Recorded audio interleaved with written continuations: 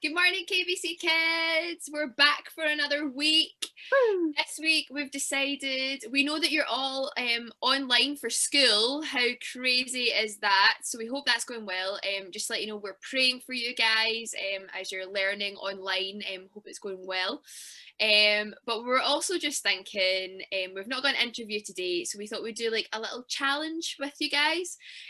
We are aware that we're all staring at screens all day, every day just now, and it can give us really, really sore heads and migraines and things and sore eyes. So we thought to help that, if you didn't know, if you drink lots of water, that can help you with any headaches or anything that you're having while you're looking at all these screens. So we are going to do a little challenge. Are you up for it, Corn and Ross? Yes. Most certainly. Okay, we're going to see who can drink a glass of water the quickest. Let's do it. Ready? 3, 2, 1, go!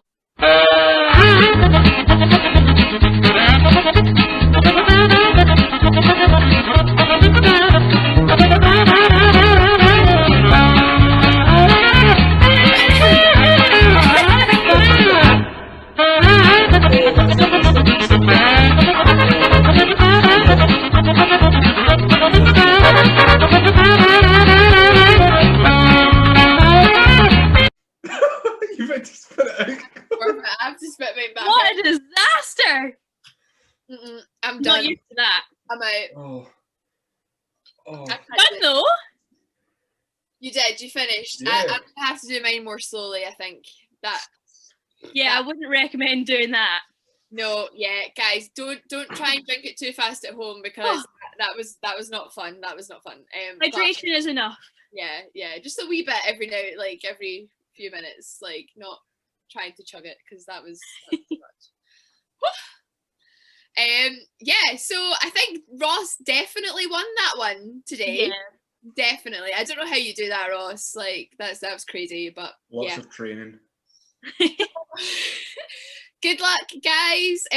As we go into this next week, please stay hydrated.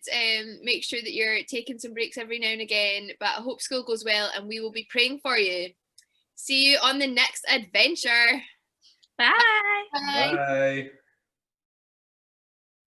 Good morning, KBC Kids. Today we're looking at another of the incredible, amazing miracles that Jesus performed that we hear about in the Bible. This one is in the Gospels 3 times.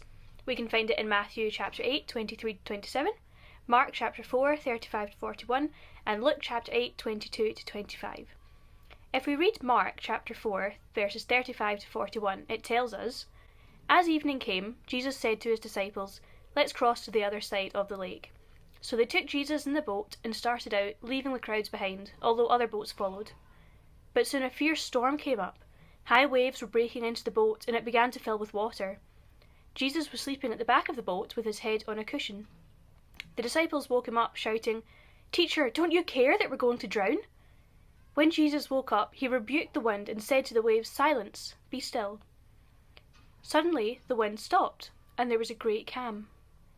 Then he asked them, 'Why are you so afraid? Do you still have no faith?' The disciples were absolutely terrified. 'Who is this man?' they asked each other. 'Even the wind and the waves obey him.'" This true and amazing story of Jesus calming the storm brings us so much encouragement for anyone facing a storm in their own life. Jesus and his disciples had just taken a boat to the opposite shore to find some time and peace to rest after preaching to large crowds by the Sea of Galilee. But as they crossed the sea, a storm suddenly came up with winds so great that the disciples thought they were going to die.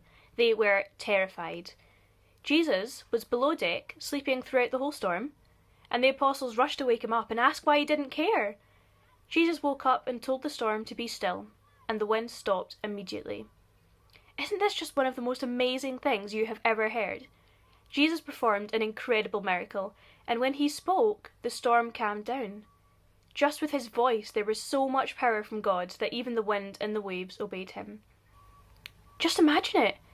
You're standing on a boat in a storm, the rain hammering down around you, wind so strong you can't even open your eyes, the boat tilting and creaking, things falling about inside, the waves crashing into each other and into your boat. thinking you can't possibly make it through this storm. There's too much going on. Where is Jesus? And then suddenly it stops. I don't know if you've ever been on a boat on a windy day, but you might have seen what the sea looks like during a storm. You have no control over it. It's a really dangerous thing. The Sea of Galilee was known for these sudden raging storms, and many of the disciples were fishermen, so they would have been used to this, and they would have been prepared for these storms and going out in boats on the sea, but things were beyond their control. Jesus, on the other hand, trusted so much that God his Father would deliver them safely that he went to sleep. The disciples being scared doesn't mean that they didn't believe in God. They were just humans like us, who feel fear and doubt. And Jesus might have told them off for their weak faith, but he didn't abandon them, and he didn't let them drown. He gave them this miracle of calming the storm, and he continued to teach them who he was. He showed what it was to have a faith in God. Sometimes we face things in our own lives that feel like bad storms that we just can't control, and we feel fear like the disciples. But our faith must be stronger than our fear, and learning about miracles like these can help us make that faith stronger. It's okay to be scared, but we know that God can do anything, and he will always be with us in any of our storms. I'm going to say a little prayer, and maybe if you're going through something scary, you can pray along with your family.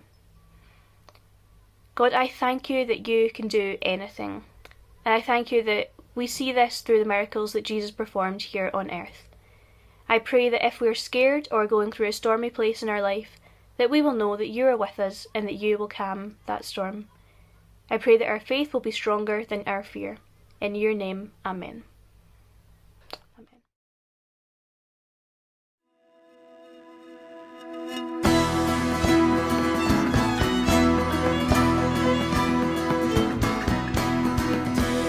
Not be anxious about anything.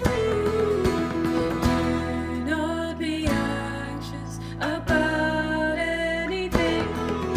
But in every situation, by prayer and petition with thanksgiving, present your request to God.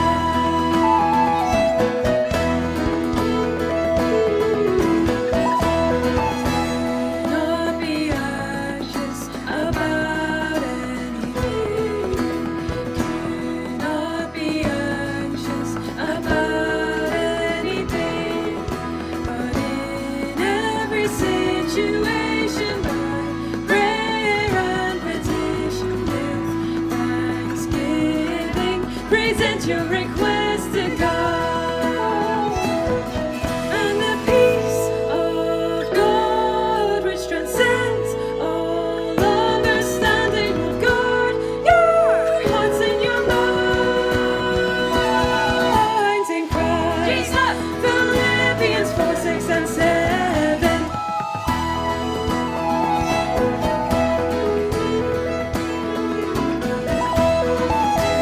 Not be anxious about anything. Do not be anxious about anything. But in every situation, by prayer and petition with thanksgiving, present your request.